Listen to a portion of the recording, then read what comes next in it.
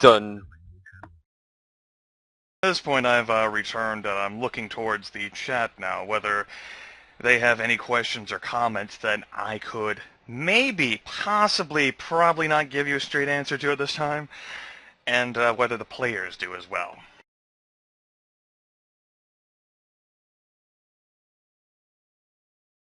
So apparently, Grimith, according to the chat, Marcus should be hitting on Jezebel because they're both tall. Well, you're gonna follow that line of thinking Sevalod's the tallest creature you've met thus far, sort of like a basketball player. So there you go. This can only end well. Larian, my thought was it would be even worse if I accidentally stepped on one of his plans.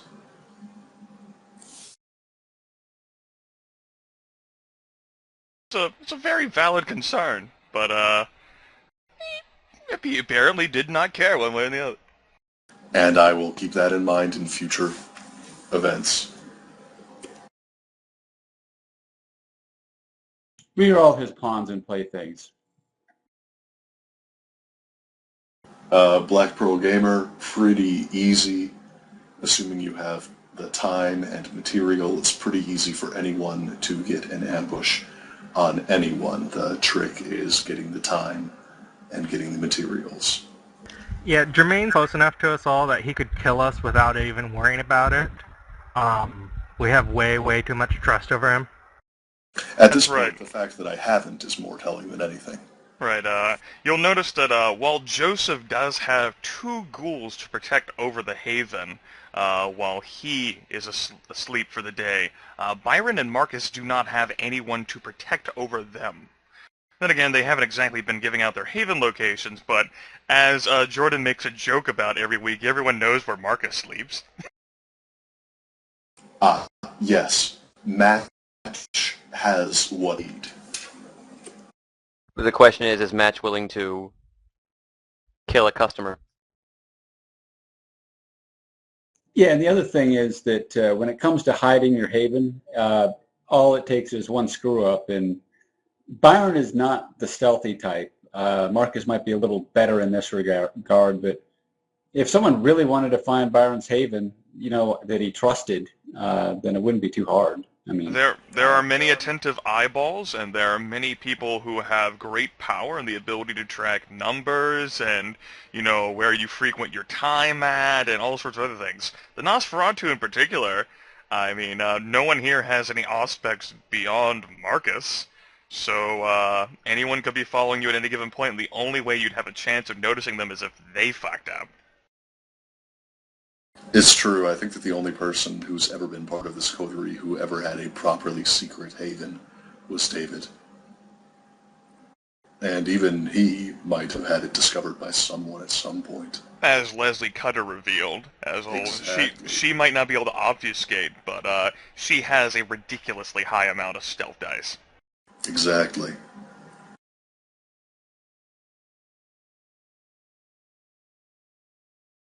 Well, the Zlatcha is going to speak from the Zlatcha's perspective, which might end up being some form of creature who perhaps failed Sevalod or some other way, perhaps several hundred years prior, perhaps he's some sort of recent person with ambitions who wanted to be Sevalod's child who failed, or maybe he's jealous, or maybe he has prior experience with dealing with Sevalod whenever things go awry, or impetuousness, or who knows what the hell the Zlatcha was talking about, except from the Zlatcha's point of view. Or maybe he's just someone who's genuinely wanting to be helpful.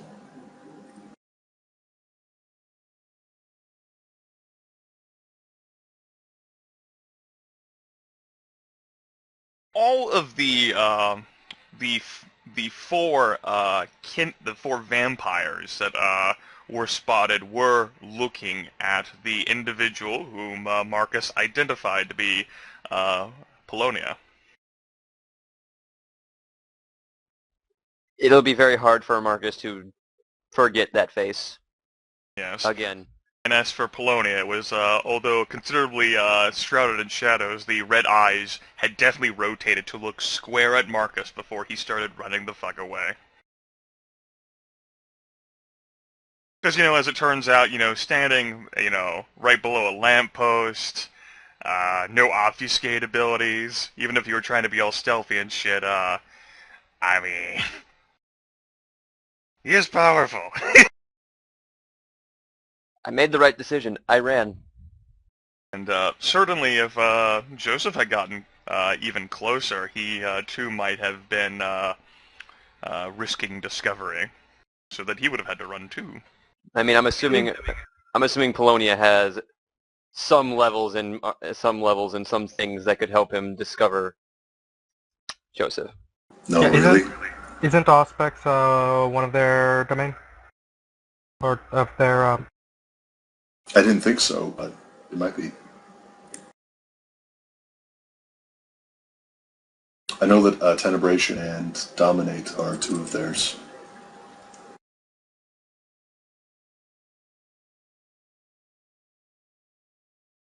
A Tenebration, Dominate, and Potence. So there you go. Alright, I was wrong. Yes. So Auspex is an out-of-clan discipline for La Sombra, which Archbishop Polonia most certainly is.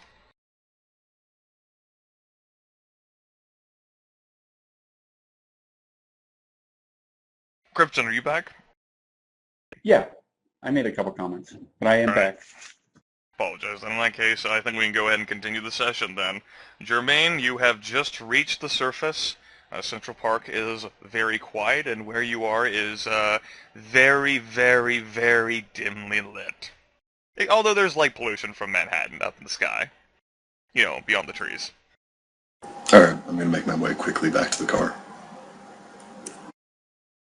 Joseph, it has been over an hour that you've been sitting here in the car waiting, but sure enough, there comes Jermaine, hustling and bustling out of Central Park. Alright, I'm going to haul myself on into the front seat, lock the doors mostly out of, I mean, obviously it's not going to stop anything that's after me, but I'm going to lock them and just sit there breathing hard for a few minutes. Or until interrupted. Well, after a minute, or close to a minute, I'll say. So, how'd it go? He says that the sheriff is there for a reason, and that he will not be interfering with us negatively.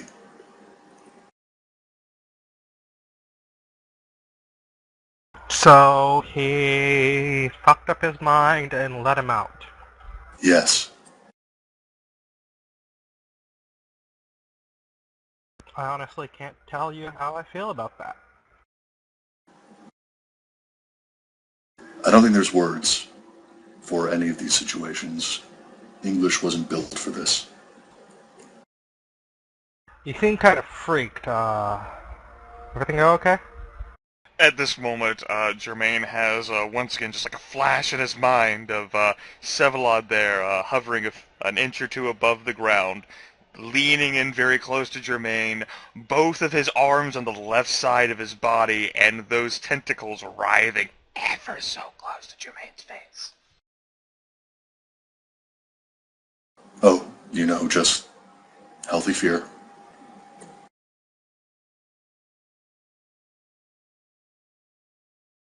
So, was he just normal pissed or super pissed?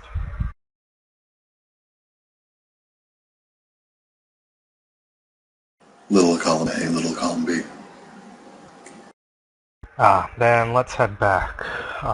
They should probably know that it's probably the real deal, and he's probably not going to eat our faces off. Yep. You might want to just call them. Yeah, that's probably good. And I'll do just that. I'll call up, Brian. Brian? Brian? It's too close! I can't pronounce words. Well, I mean, to be fair, that is Byron's middle name. Byron Brian Rand? Sure, why the heck not? It's Byron B. Rand. There we go. You know what? Byron B. Rand D? It would be even better if it was Byron Brian Brand. Well, I did call him Mr. Randy Pants or whatever in chat a few days ago, so there you go.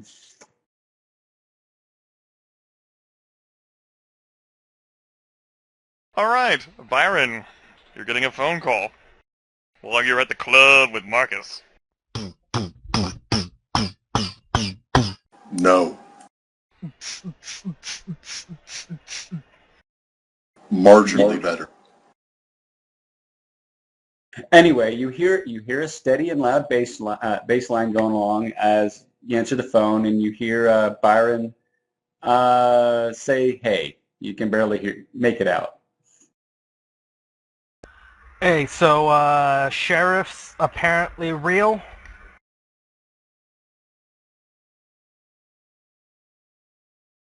All right, and it sounds like Byron is moving to a quieter place. He says, "Is that a good thing?"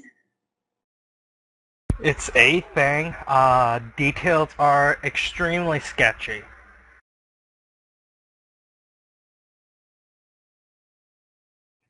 Well, if the sheriff's real and he hasn't killed us, I guess that's about as good newsy as we can get at this point. Yeah, I mean, dealing with that, his mind's gone. Whatever it is, he's not remembering that. Not sure if that's good for him, good for us, or bad all around.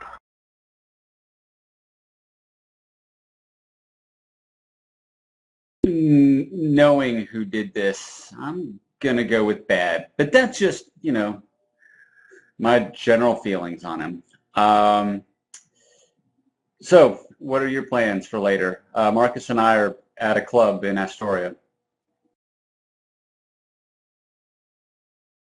I don't know. Call it a day.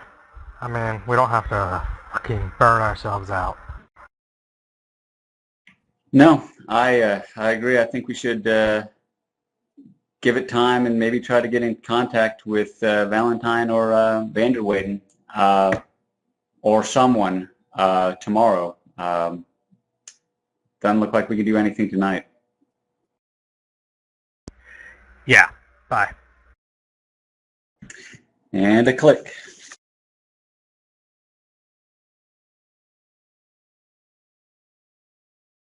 Well, Byron will let Marcus know what happened, and unless Marcus brings up something else, he's going to go find lunch or something. Marcus is going to nod and keep his, party on. Okay. Joseph, Jermaine, you're still at Central Park. So, Jermaine, you want to go grab something to eat? Something for you to eat, or? Something for you to eat. I'm not hungry. I'm not hungry either. Not after that. I could imagine. So, you got something planned? Nothing in particular. Got something you want to do? I could figure something out. Yeah, you probably got business.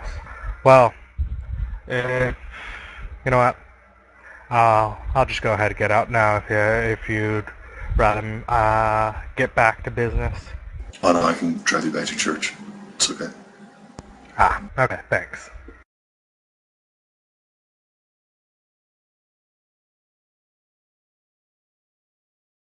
Then I'll drive him back to his church.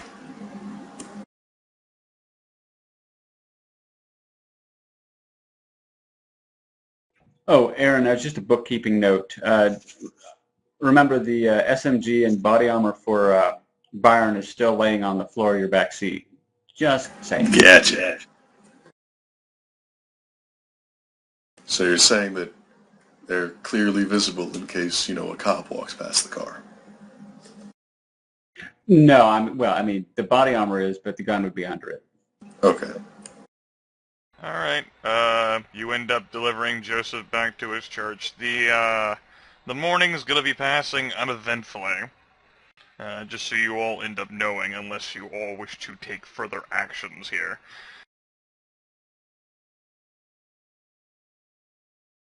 Alright, seems fine to me. Yeah, I mean, Byron is just going to try to have one feeding attempt for 2 blood points to get back up to maximum while he's at the club. He's not going to use any powers. He's just going to do charisma and empathy, I guess. It doesn't really matter. Sure, go for it. Rolling. Alright.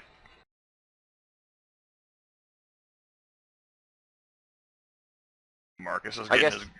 Oh, you gonna do that too? Well, Marcus, you automatically succeed because of how popular you are. I just want to feed once, that's all I need. Okay, you also get a little bit tipsy. How tipsy are we talking here? A little bit. 1 die. Alright. Okay. Jermaine, what are you gonna be doing for the rest of your morning?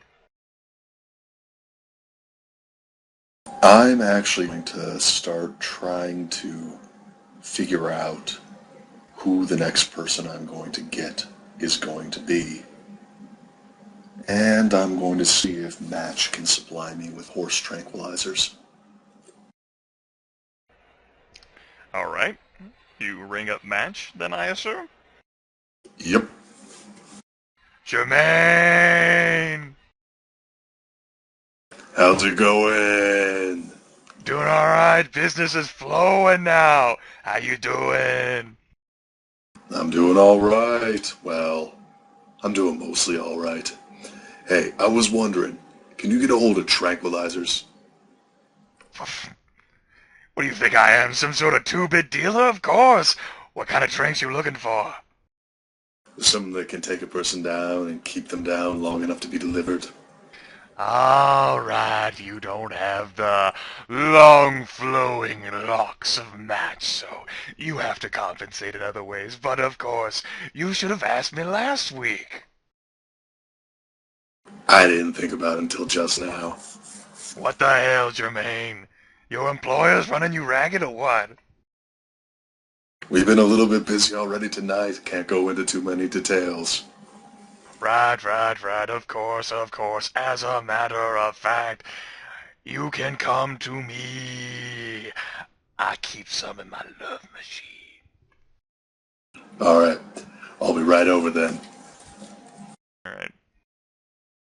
Jermaine has a sense of some of the many places that a match ends up going to for organizing deals, and sure enough, now what exactly sort of delivery system is Jermaine looking for here for these tranquilizers? Just Blow a dart. syringe. Yeah, blow dart. No, either a dart gun if Match for some reason has a dart gun. That's a bit too exotic for the love machine. Dude, I understand. In that case, just a syringe I can stick in someone's neck and press the plunger down. That's certainly possible. How many doses is he looking for? Well, let's see, I still need 5 people, right? You've delivered 8 to Sevelos, so yes, 5. Then 5 doses. 5 doses can certainly be acquired, particularly with the wealth of resources that Jermaine has. It's not a problem at all. Alright. And, these are heavy duty enough to keep a person down for a while, right? But of course, I even think they could keep one of my kind down, but they would probably get back up pretty fast. That's all I need. Alright, Jermaine, you have fun hooking up. He takes one look at all of your scars on your face. Yeah. I know you need help. This is why you're going after one of them damn fiends, right? Help me, cat! Help me! I'm ugly as sin! Nah, you know it's all about the generation for me. But of course. Alright, Jermaine, you have a happy hunting with them lick sticks. And you have yourself an excellent night. All right. Love machine roars off. All right. Then I guess after this, I'm gonna start trying to find someone. Not actually doing it the way that Match did with, walking up and introducing myself and all that sort of shit, but I don't know, just sort of scouting around, seeing if anyone grabs my attention. Where does Jermaine go do this? That's a good question.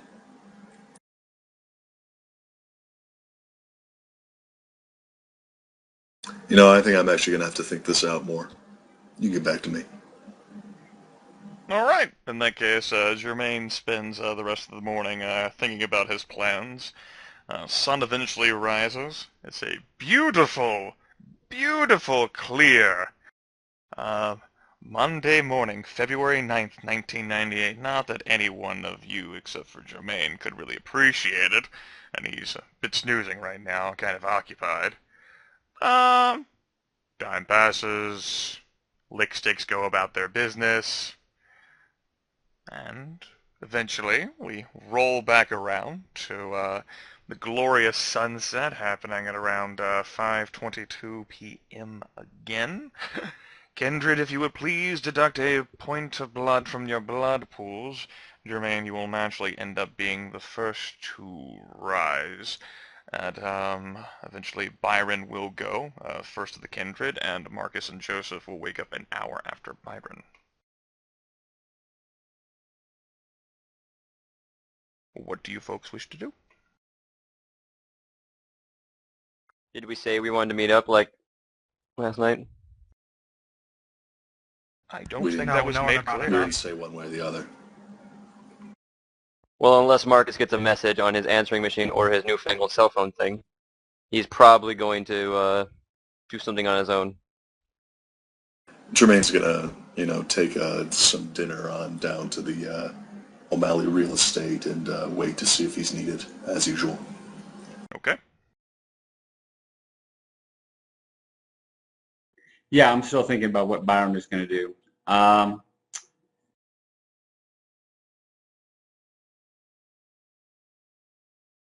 I guess first thing I'll do is he'll call up, Marcus, Jermaine, and Joseph and see if they had anything planned, and if not, then he would try to figure out something to do for himself. Well, of course, Jermaine, your employee, doesn't have any plans, because he works for you, and he wants to see whether he's needed, and he's currently waiting at O'Malley Real Estate. And he'll Marcus will say as then, much. yeah. Marcus, of course, then promptly tell you, no.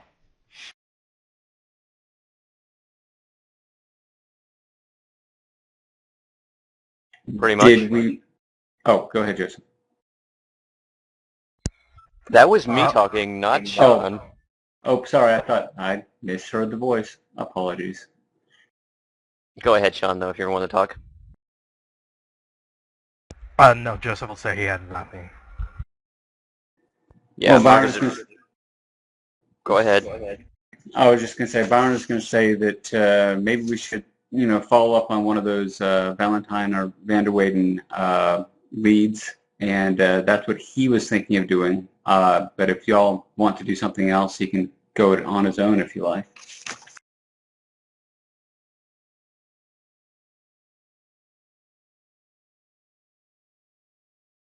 That probably seems like the best idea. We need to curry someone's favor, I guess, or help someone out.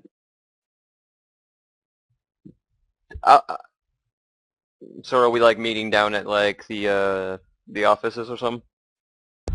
Yeah, unless we're going to have this conversation over the phone. Individually. All right. Well, that's where Byron will end up. He'll be down at the office with Jermaine waiting for everyone, I guess. So good. Marcus will make his way down there in a bit. Rain will come driving me.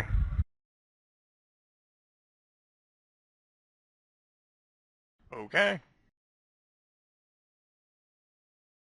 Byron will ask while he's waiting for more details from Jermaine about the meeting with the Vsevolod. And I assume Jermaine would say about the same thing he told Joseph. Pretty much. Yeah, Byron will say, that dude just freaks me out. That's a healthy level of fear.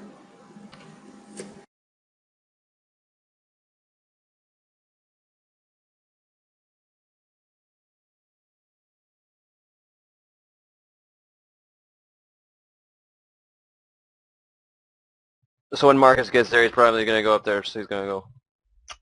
So, so Valentine or Vanderwayden? Who do we go to? I guess that depends on what we're planning to do.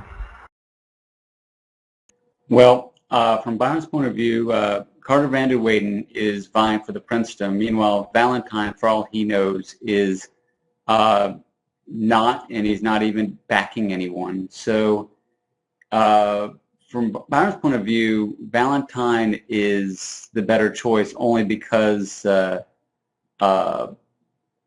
his interests are unaligned at present, which could be a negative, but to Byron it's a positive right now. Or it could be completely false.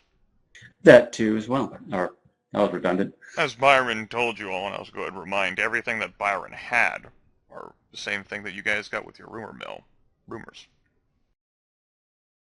Yeah, that's difficult. Is it better to align ourselves with Vanderwayden, or is it better to try to set up something with Valentine, who, without aligning ourselves, but potentially making ourselves a little bit weaker in the long run? Seems to me you don't know that Valentine is necessarily even pursuing the princedom, or if Valentine is even someone that you have an in with to begin with. Well, whatever. Go ahead. All right, I was just going to say the second part is definitely true. The first part, I mean, there are, as far as I know, no rumors Byron has heard to the effect that that Valentine wants or is backing anyone, but that's just public knowledge. And he definitely, the other rumor he knows is that Valentine definitely has resources if he wanted to do so. That was what he got like the first session.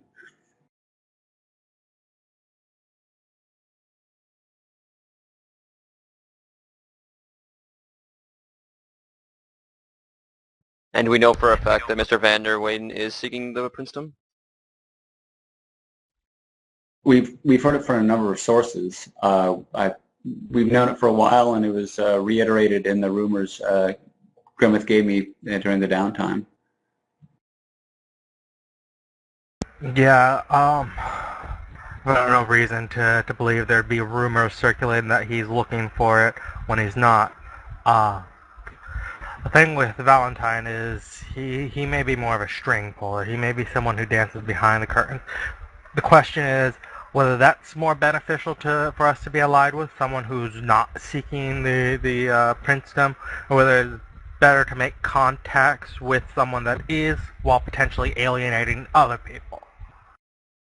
Do we take the safe route with Valentine, not really aligning ourselves any which way, or do we like Vanderwayden enough to align ourselves, or at least make steps towards aligning ourselves with him? And the final concern is the sheriff is no longer gone, and that was kind of one of the major things we were looking for. So do we want to get any of them involved at all? If we don't, I have no idea where we're going to go in this session from here, though.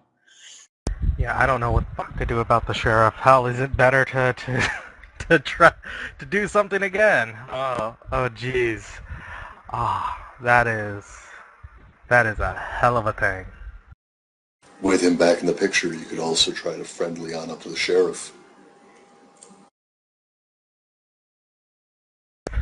I'm really iffy on that, just on the off chance that something breaks. and he learns something, and then our main ally is suddenly going to rip our faces off. It would be one thing if he wasn't our ally was going to rip our faces off, but if he's our only ally and decides to rip our faces off, that's just more on top of it.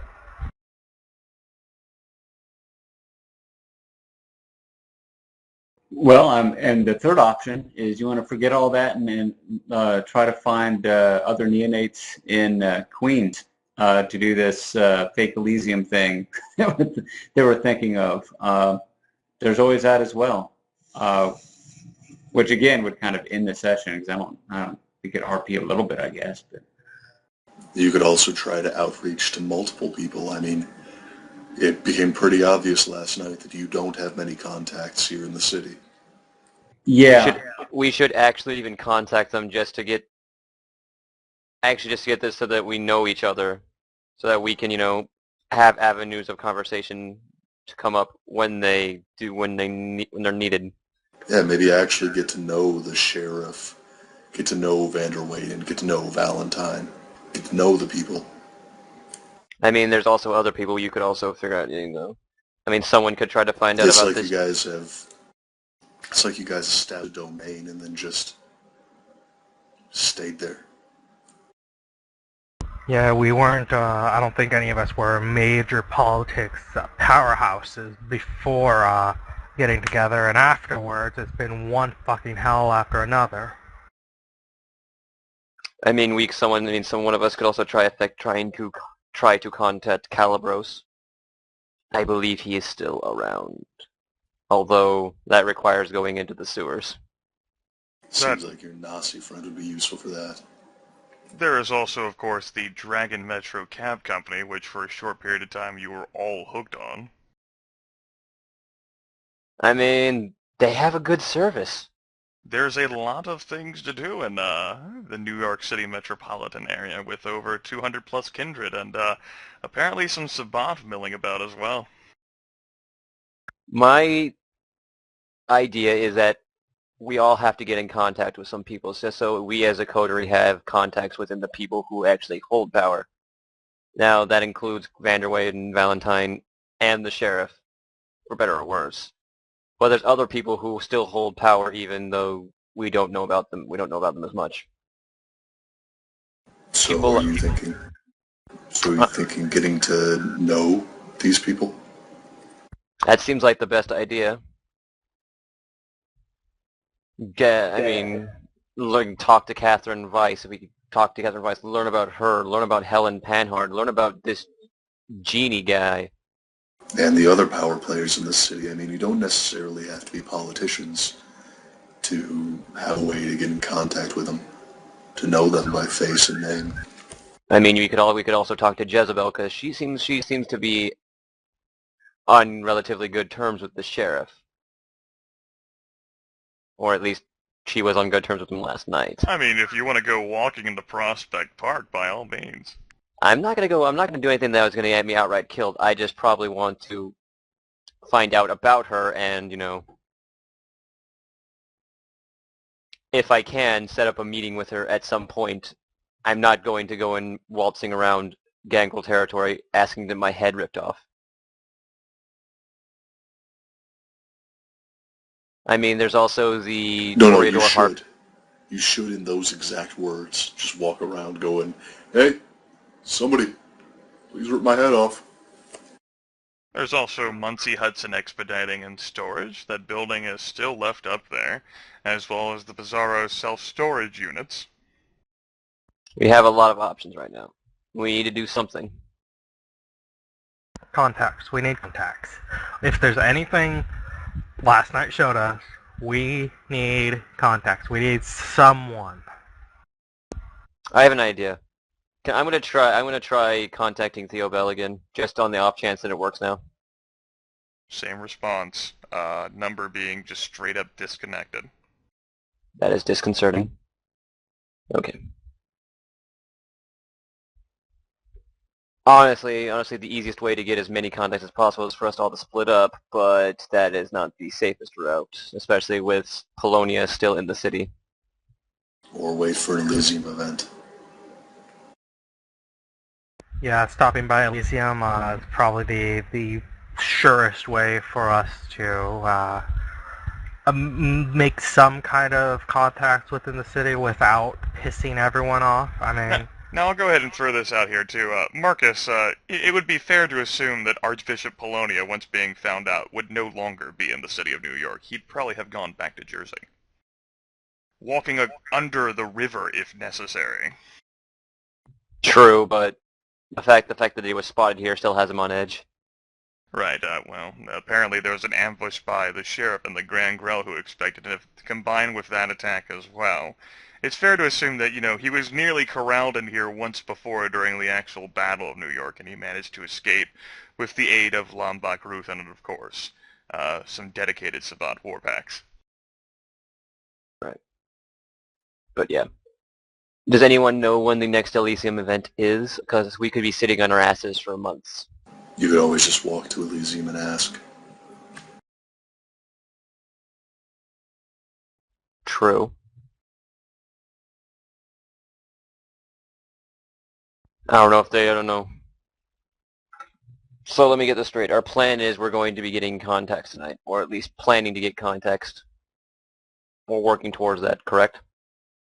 Yeah, and I also like what Grimith brought up earlier with the Ouroboros cabs and that symbol showing up everywhere. It was indicated, right, that it was not Vsevolod. I mean, he could have been lying, but he didn't seem to know anything about it when we asked him, right? He actually attacked Dimitri about he actually interrogated Dimitri about the Ouroboros following us. You'll recall Caravel Company. Right, exactly.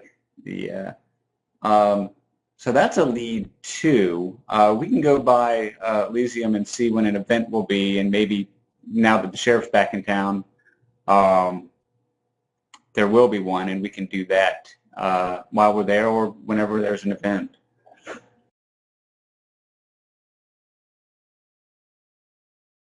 So we're going to go snooping around the Dragon Metro Cab Company.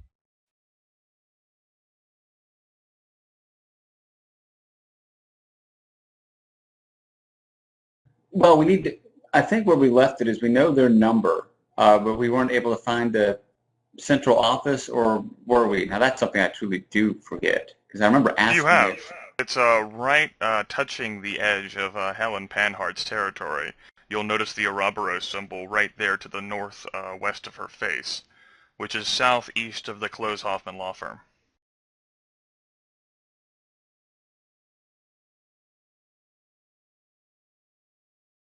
And if you click on the token, it'll say, this is the executive office of the Dragon Metro Cab Company. Nearby is the company's fleet garage.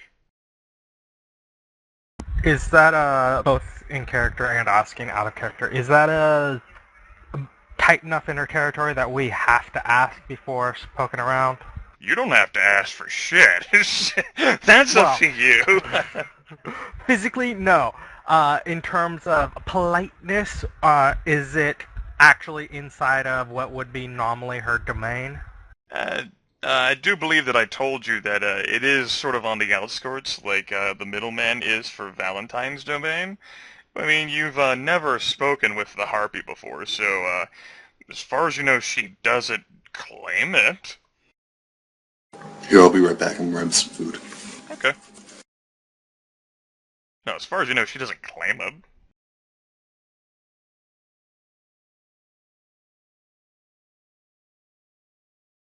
Well, I don't know if there's any way to actually get in touch with her, because we're just neonates, and what the heck does she care? But this might be an opportunity to meet with her and have an excuse by asking her if she knows anything about it. Might get to know a little bit more about someone vying for the princedom. Yeah, it's two birds, one stone. Meet someone new and stick our face in another bee's nest.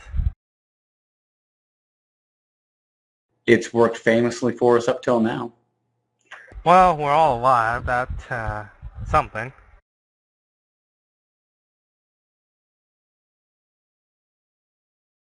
I mean, come on. It's not like we're going to see a blinding light attempting to kill us again, right? Nah, not like they're going to be lasers or blinding light or any of that nonsense. I'm sure.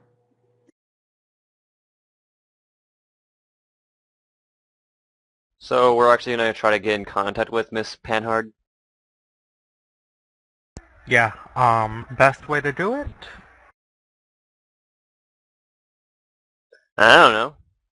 I don't know, Grimith, did I learn anything about that while I was talking with people? Or did I No, just you learn don't general know any information? contact information about how to get in touch with her.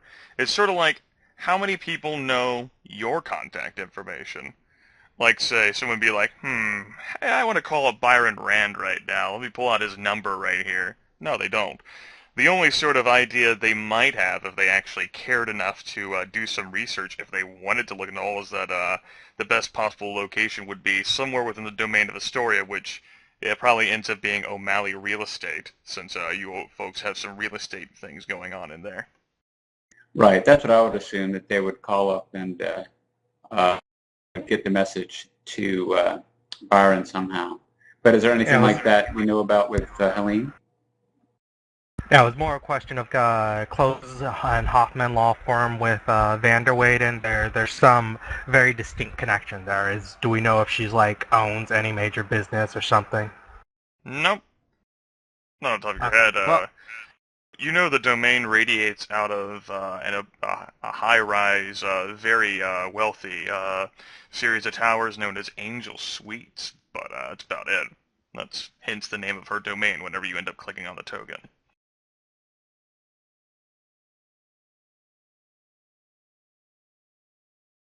well then, if we don't have any direct way, it's via Elysium.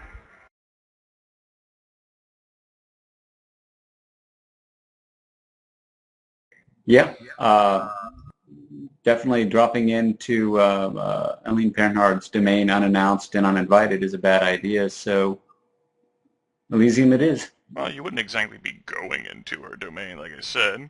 It's on the edge. Oh, I meant if we wanted to meet with her personally. Right. Yeah, if we wanted to actually talk to her, don't want to walk through Angel Suites and knock on every single door.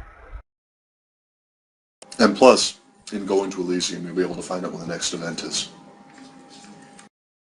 3 birds, 1 stone. Close enough. Well, yeah, welcome back, Aaron, and sounds like we have something that resembles a plan. Sounds that way.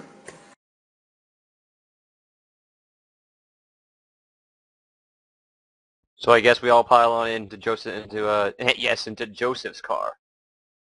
And yeah, before anything else occurs, Byron will go and get his gun and jacket out of Jermaine's car, and he will put it, I guess, hide it down in a corner in the basement of the business. Nothing bad can happen with that. Oh, Jermaine, hope you don't mind me leaving your vest in the car. It's just never fetched it out. It's all good.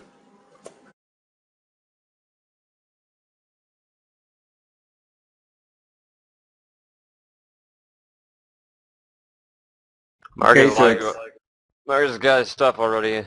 He's got his gun, but he's gonna leave it in the car if we go to Elysium.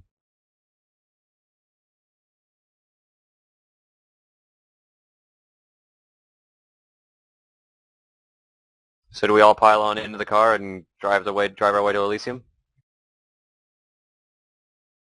Yeah, I'll actually be, have Rain take me.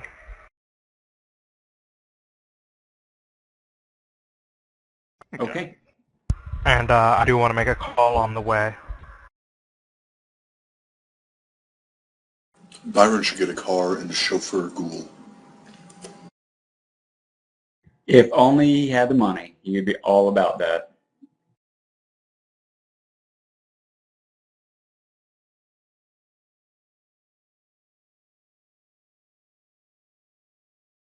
Well, I mean, if the business ever goes resources 4, you'll be in that range. It is resources 4, so I don't. I'm at resources 5. Okay. Yeah. Yeah. My bad. Yeah, Byron has been working on the business in the off time, mostly rebuilding it, but maybe he'll become more experienced in handling that or something.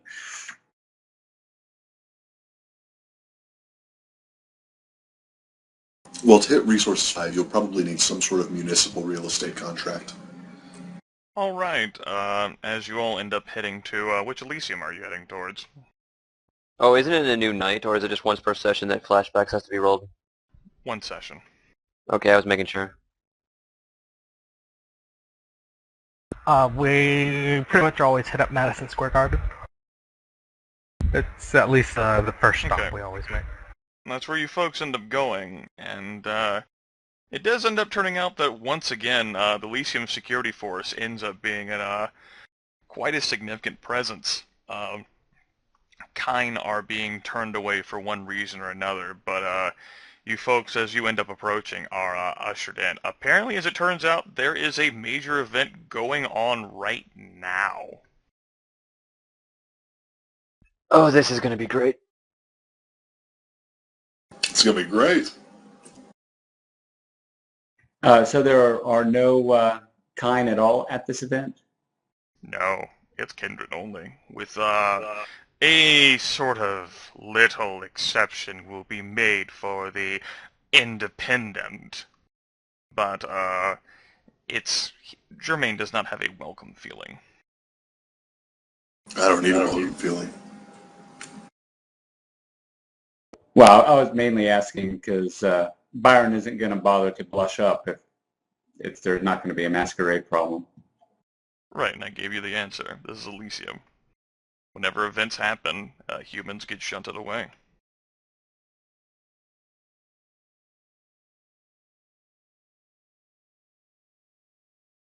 Alright, as you end up entering, curiously enough, two things happen. The first off is that, Marcus, I want you to make a self-control roll at difficulty 6. I failed. That mural, man. It's fucking there, and it hasn't gone away, and my god, is it beautiful! It's fucking beautiful! I'll be busy, you guys. Just going without me. You know what, Byron? He's going to bring a camera next time. His phone doesn't. The second thing that happens is that, Byron, I want you to make a willpower roll at difficulty 7 because there is a very strong garlic smell within Madison Square Garden. Willpower. All right. Well, I'm going to roll an 8d10 and a 1d10 because I don't have 9 total. I just didn't make that one. Difficulty 7, it looks like you have just passed, but you are uncomfortable here, considering the fact that there is a rather strong garlic smell present within the entirety of the arena. Byron's going to hold his nose and just shake his head and say, I don't know how much I can take of this. It might actually end up being a situation where you end up staying in here long enough, I might keep making you roll, courtesy of the fact that if the smallest whiff will drive you from a room, it's pretty strong.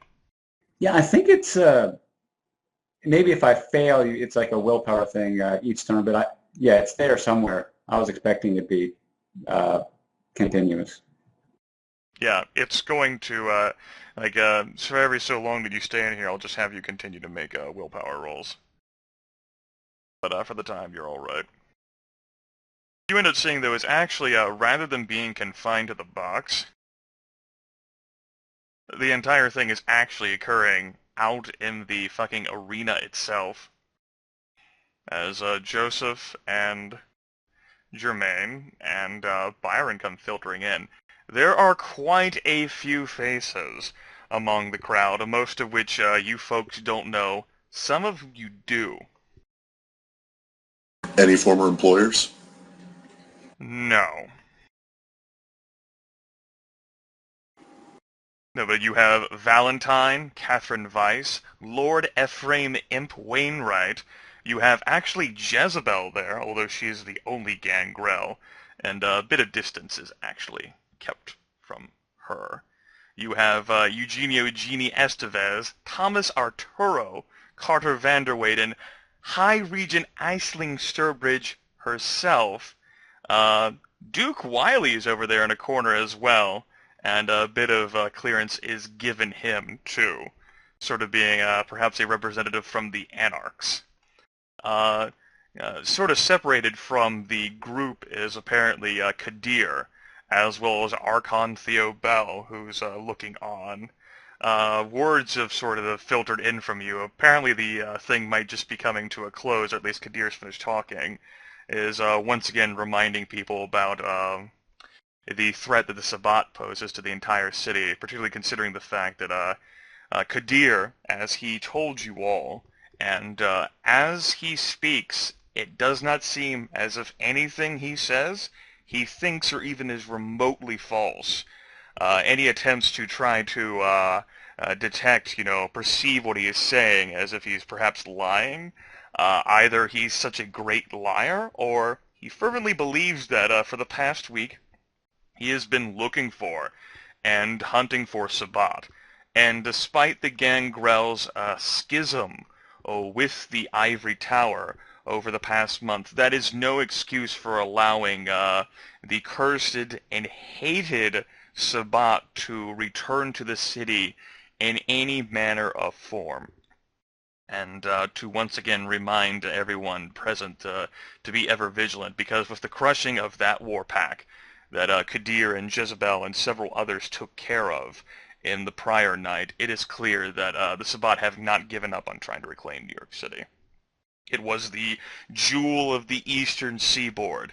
It is Archbishop Polonia's white whale, as it were, and he is clearly very much interested in getting it back.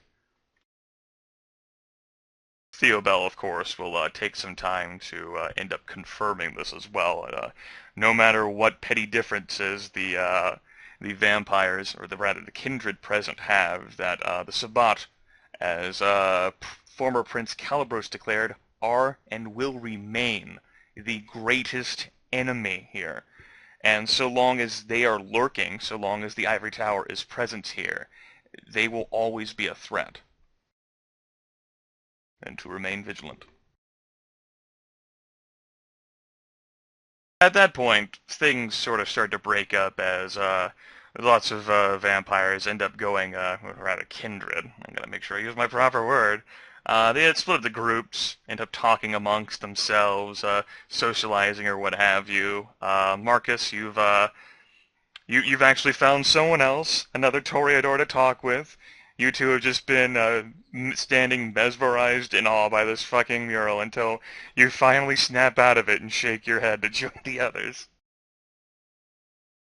But that mural, man, you don't understand how good it was. No, man, I understand. It's beautiful. We get it. We understand. Marcus walks in and points to Jermaine. What'd I miss? Byron, I want you to make another willpower roll, difficulty 7, please. Nothing much. Just hobnobbing. Alright, that's definitely good. You're remaining strong here, but yeah. With the whole speaking of the event over, basically there's a giant commingling of vampires as they all split up to their own different groups or whatever. Just gonna drag a bunch of tokens around.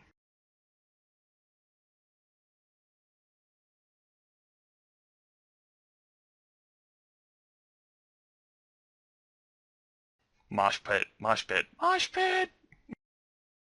Form a fort! Fort of vampires! Well, I guess we're talking with these fine gentlemen. Jezebel, you can be one of the cannons. Valentine, you can be another one.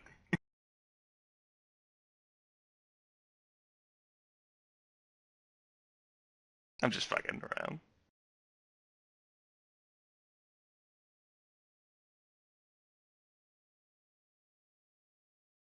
Because you all are being silent. What do you want to do? Oh, god damn it. I forgot. I was not pressing the button. Yeah, you guys have all been quiet. What do you want to do? Well, I think... Go ahead. Marcus is going to go talk to his hero, Theo Bell. Okay. Theobel is actually not so much socializing with people other than Qadir.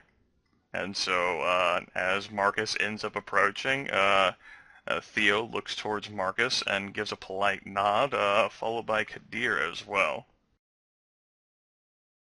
Marcus will nod back.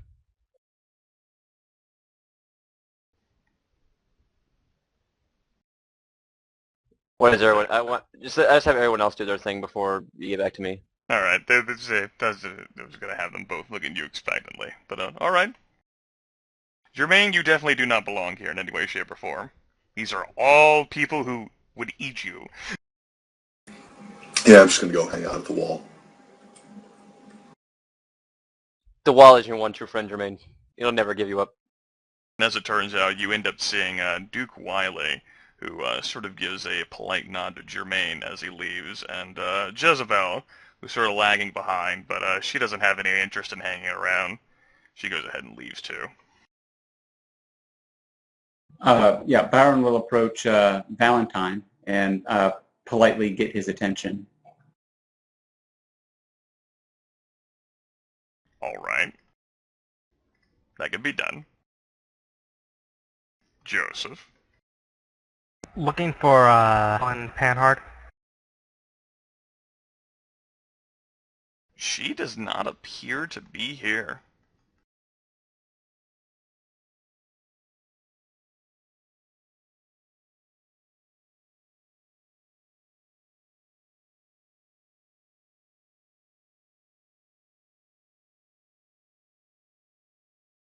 Well then, if I can't find her after a while, I'll stay near Byron. Okay. Valentine rotates his head to look at Byron upon Byron's approach. The rake's eyes sort of light up, and he says, "Ah, Byron, so nice to see you. How are you doing?" Fantastic. And how about you? How have you been holding up? Business has been great, particularly with the matter of the disappearing sheriff resolved. Yeah, Byron would certainly know this. He, of course, looks perpetually amused, Valentine does. Byron will nod and say, yes, I, with the rest of my coterie, was fairly concerned that the sheriff hadn't turned up. I'm glad to see that he is alive and well. Valentine sort of shakes his head, but of course he's off doing whatever the sheriff thinks is best for the good of the city, and ultimately we can't possibly fault him for that. True enough. True enough. I just fear for the state of the city should the sheriff disappear for long periods. Valentine sort of snorts. Well, after I heard how well he, along with the Gangrel, had handled that war pack, I do believe that Polonia has been sent packing once again.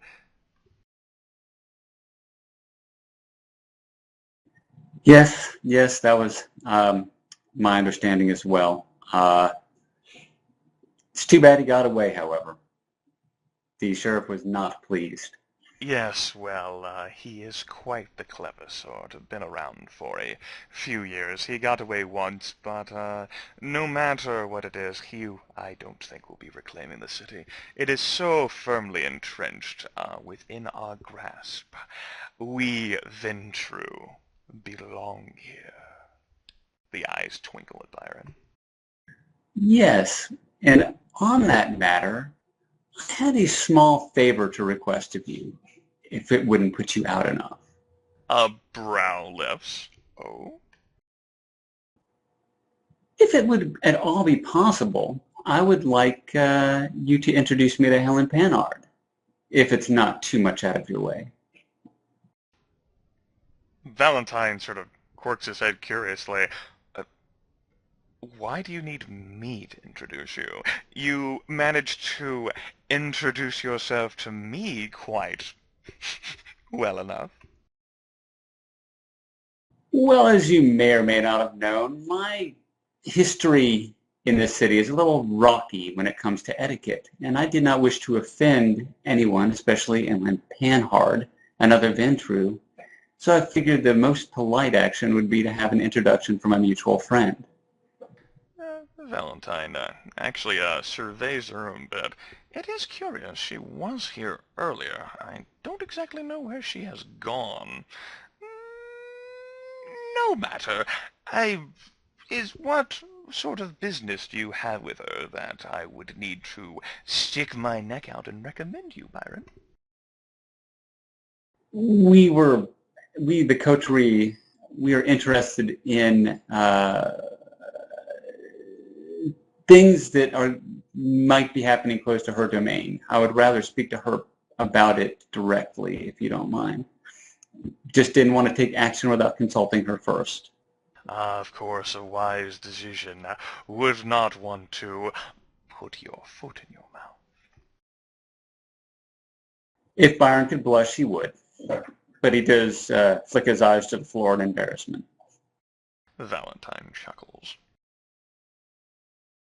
as Joseph ends up creeping alongside, and Valentine nods politely. Yes, well, she normally does spend time in her fantastically decorated haven, which I've seen before, and truly Thomas does do great work. He gestures over the crowd towards Thomas Arturo, who is hobnobbing with other people. I can't imagine what price she may have paid for it, but I know that he does charge quite a bit. Nevertheless, it is quite fanciful work. You could possibly get a hold of her by talking to someone of middling importance there.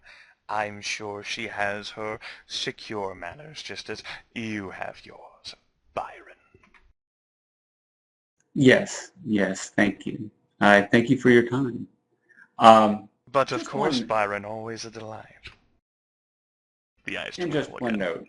I did hear from Marcus after he was at your at the Middleman for the costume party that you put on quite a show. I'm sorry I missed it. Valentine chuckles a bit. Oh yes, that little thing. He shrugs. The kind, they are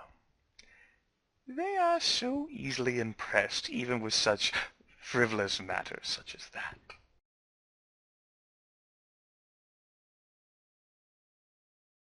But that's nothing our blood couldn't have done, whether I had a guitar or not.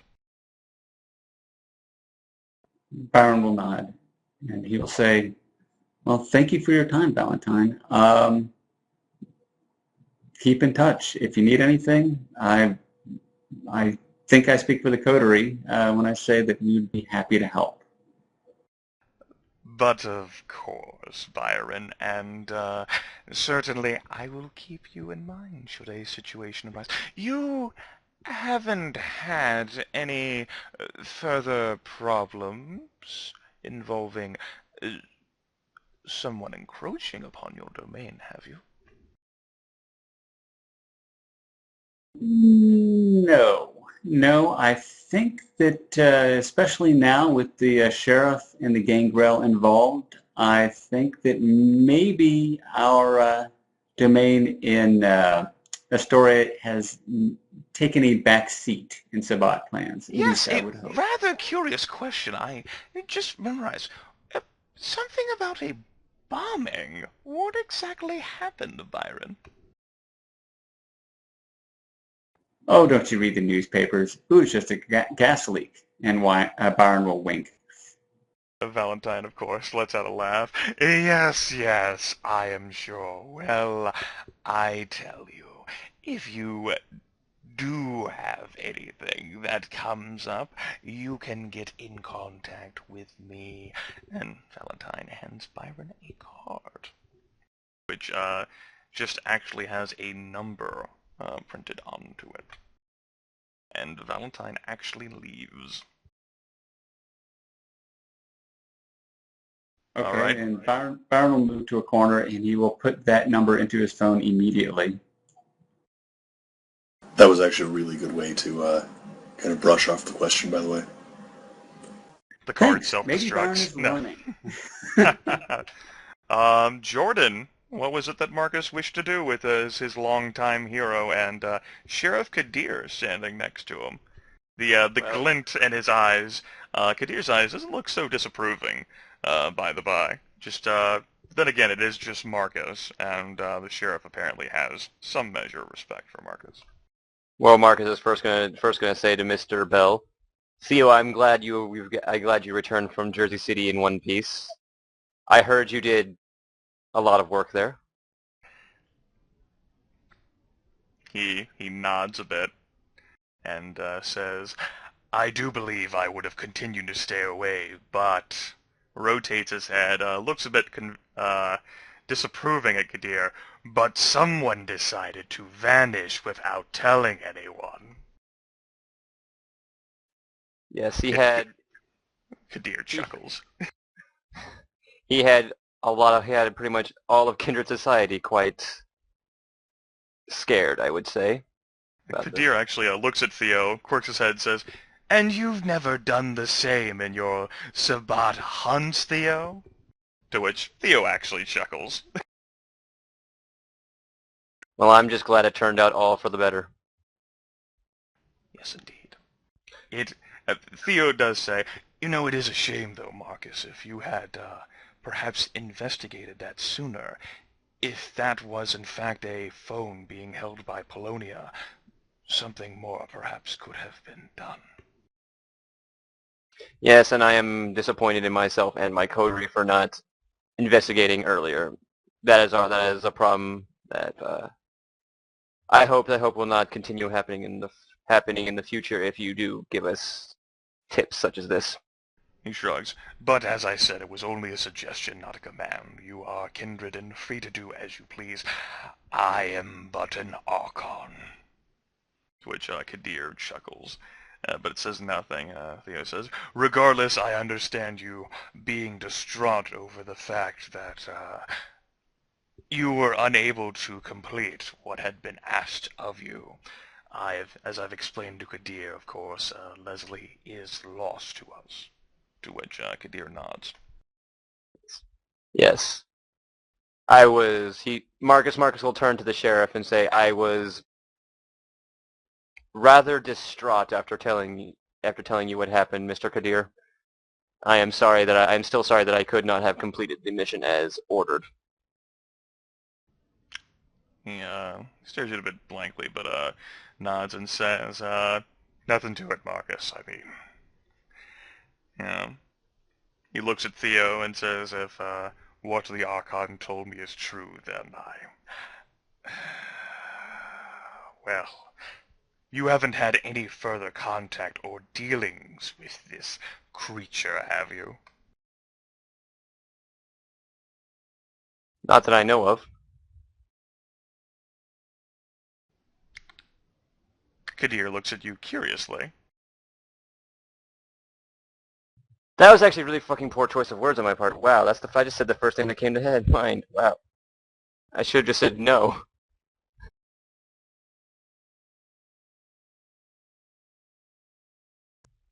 Whatever. If you want me to let me take it back and just let me say no, that'd be fine. That'd be great. But I actually made this noise when you said that. I shouted.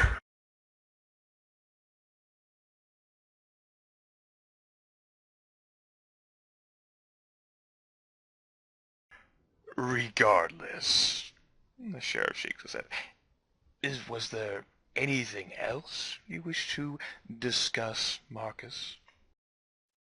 oh, I was just wondering if me and my coterie were looking to get to know some of the people, I guess, to know some of the people. About becoming deputized. So Theo looks at Qadir and says, well, if you are looking to get to know more people, Marcus, you could start by supporting Qadir's bid for the princedom. He sort of gives an actual shove on Qadir's shoulders, to which Qadir shrugs it off, the eyes remaining fixated upon Marcus. Well, with Sewell you did tell me on the phone that you, the only one person here who has your full support, Theo, for the prince, and that is Qadir. Theo nods. I do not know any of the other, I would say candidates for the princedom, as well as say Qadir. And him being also a Toreador does give me a little bit of bias towards him. The Archon chuckles, shaking his head. Sheriff smiles and nods approvingly. It's just a slight bias, mind you. But, yes. Qadir actually lowers his head a bit and, sort of says in a low conspiratorial voice, although Theo can clearly hear, "We do have to stick together. That mindless, frenzied freak over there," gesturing towards the Archon, "he can't keep full control of his faculties." Marcus will chuckle. But yes. Do you need me to come out and publicly proclaim my support for you, or is silent approval good enough? Qadir says, "Well, the more vocal the better, of course, but I understand that you don't exactly blend in with the higher echelons of this hodgepodge mishmash of people we have here. You fit more with the humans and your..." Yeah, he looks at Theo, who sort of chuckles, and they both say, "subtle punk rockery," together. That's me in a nutshell. Beautiful. Took only 3.5 hours this time to get the word subtle out. Yes. They end up both looking back at Marcus. But on that note of secret approval, are you in fact? I know I'm taking Aaron's suggestion here, but I don't know if you were suggesting this truthfully, Aaron, to be deputized or not. Oh, hell yeah. I think you should do it. I think that David should when he wakes up again, if he wakes up again. Yeah. Like truthfully, or just not saying that to be, a troll? What, like truthfully, you actually like these guys, you like the idea of helping them out. Yes, it's true. And, I mean, David, like, he's into the whole, law and making shit right thing. Yeah, so Mark is going to be like, since I am supporting you, are you and Mr. Qadir, are you in fact looking for any deputies underneath you? Or are you full up? He sort of scratches at his chin and says, "Well, Marcus, the best thing that you could keep doing is not to immediately work under me so much, but to remain vigilant. As you are quite well aware, the Sabbat remain the most prevalent threat to our stability and security. Should Polonia ever sink his fangs back into the city, it will not matter whether you're a deputy or the Primogen." Me, Primogen of the Toreador. Fat chance. "Yes, well," he sort of shrugs, "regardless, should any other Sabbat dealings come up, it would be prudent to perhaps deal with them, although it is quite understandable that you would wish to extract yourself from the situation that you were in last night." After the Battle of New York, I don't want to be after the Battle of New York, unless I have a good inkling that we can, in fact, kill that bastard. I don't want to be anywhere near him. Both of them nod. I believe that's all I have for either of you. Unless you two have any need of me, I am going to go, I guess, hobnob with people. Theo actually speaks up. "Try not to have any more dealings or conversations with the Tzimisce living beneath Central Park. Would you?" If I see that Tzimisce again, it'll be too soon. That wasn't quite an agreement, Marcus. But I know, if I see that Tzimisce again, I would... The only time I ever saw him, I was so piss scared about being there that the moment he left, I almost shit my pants. And that's kind of a feat for a vampire. So I don't want to go anywhere near him, anywhere near anything that has anything to do with him.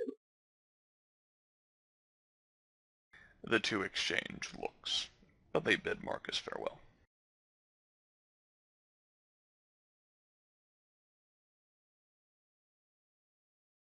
Now, Jermaine here, standing out on his own, playing Nintendo, as that independent ghoul. You know, poor, lonesome Jermaine. Actually has someone slide up to him, not making any moves to disguise his intentions while doing so.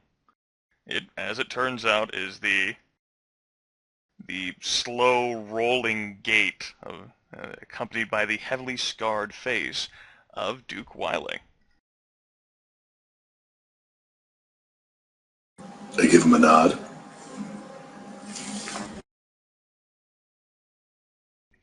Enjoy yourself in there?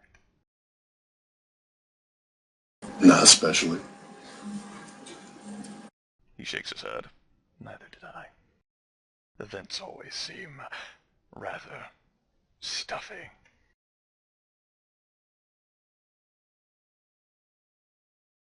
Maybe it's weird, but I wasn't really expecting to see you outside of Staten Island again. Oh, sure. The Callahan does like to... He sort of shrugs. I mean, we are still a part of the Camarilla, whether we might rail against its trappings or not. So I end up coming here, just as a representative of voice, to show that we're still playing along. As for you, I'm surprised they even allowed a ghoul into the building. I did not think they would be that tolerant. I'm moderately well liked. Yes, I can see that. There's a twinkle within the observant eyes. As, the wily fist sort of shakes his head. You've gotten into a rather curious line of work, mercenary. I don't exactly think you're working for the right side. Oh? No, you should, perhaps consider, making Staten Island a more permanent home, at least for now. We, of course, don't plan on being consigned there for the rest of eternity. If it's blood you're after, well, we certainly have enough vitae to go around. We could make it with your while, mercenary.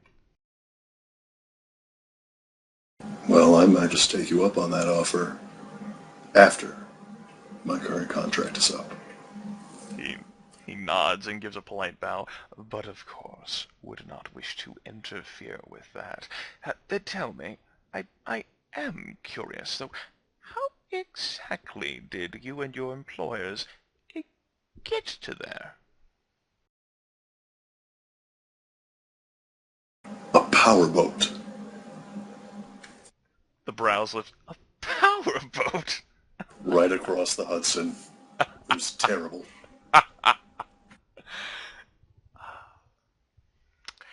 Well, can't keep eyeballs everywhere.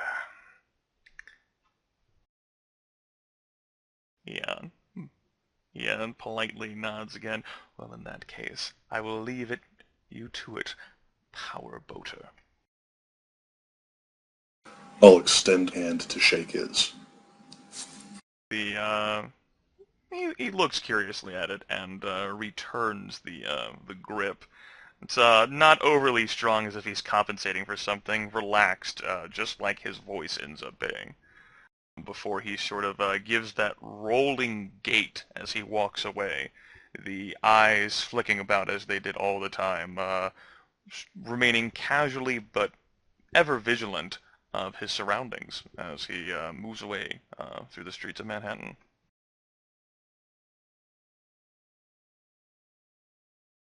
Okay. Enough time passes, and eventually all of the vampires, the kindred, end up dispersing in one manner or the other. Was there anything you folks wished to do here before reconvening with one another? I did want to go with Byron and at least say hello to... You wanted to go with yourself. That's good. No. Actually, never mind, because she's already gone. Jezebel. I was going to say hey to the gang girl and ask if everyone was treating her okay. You know, just be his schmoozy, gallant, goofy self. But Oh, God. Oh, God. It's a shame that she vanished then, because that would have been another great opportunity for Byron there, let me tell you. I am wanted sure. I actually wanted to hand Duke Wiley my card before he left so that he could contact me again if he wanted. He's a vampire. He'll figure it out. All right. Yeah, we know how well that worked out. We can go ahead and say he took a card then. Marcus is just going to hobnob. He's not going to be, she's just introducing himself to people, small talk. Of course. Marcus is sort of, almost all of the people here weren't exactly involved with the Battle of New York, though, but, the recognizable faces will be the ones who at least in some measure know what Marcus did, and at least to an extent know that, not that he's good people, but that he's competent and capable. That's all I ask. Just get my name back out there. Right. The guy who apparently made a name for himself in the middleman during the costume party last month.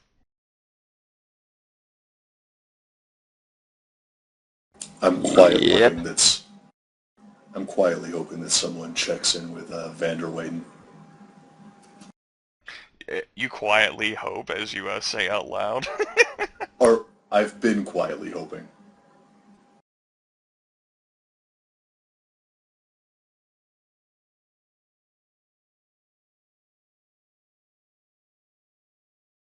And they always obfuscate to disappear. Yup. I did ask whether anyone wanted to do anything more, and no one really spoke up on that front. Yeah, it would be schmoozing. Yeah, that's it. Just general schmoozing for Byron. I'm going to say he probably excuses himself pretty fast, though, because of the garlicky smell. Yeah.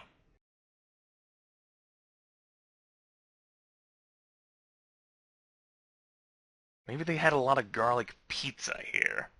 Pizza. Yeah, maybe. I was going to ask that, but I forgot about it.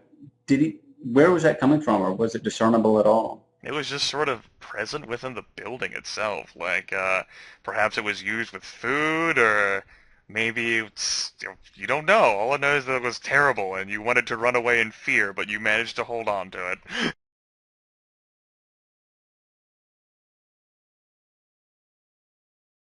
But eventually, the four of you are left outside, where, of course, Joseph's ghoul has been sitting politely in the vehicle the entire time.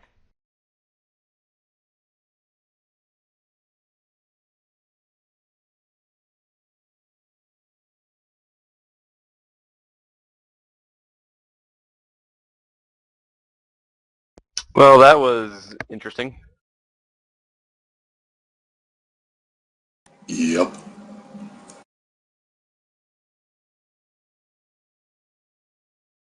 Yeah, Byron is very happy because finally this type of stuff is what he's used to, not the physical combat in blowing up of buildings. So he is very comfortable after that, except for the garlic. He didn't like that. Garlic. Did you guys see that mural? Yep. I Can am we seriously get coming back can to we it, get one Byron. like that? Can we get one of those on the side of the office? Yeah, I was just going to say, Byron is going to come get a picture taken of that and blow it up to 5 by 8. 5 inches by 8 inches? Feet. I don't know how big the mural is, but yeah. Just make a billboard of it. Pay Yeah, someone put it on a whole wall. pay someone to put it up outside of, his apartment. No, Yeah, no, 'cause we y'all need know it where it is. carryable. We need it carryable so we can walk around with it and just have him tagging along everywhere.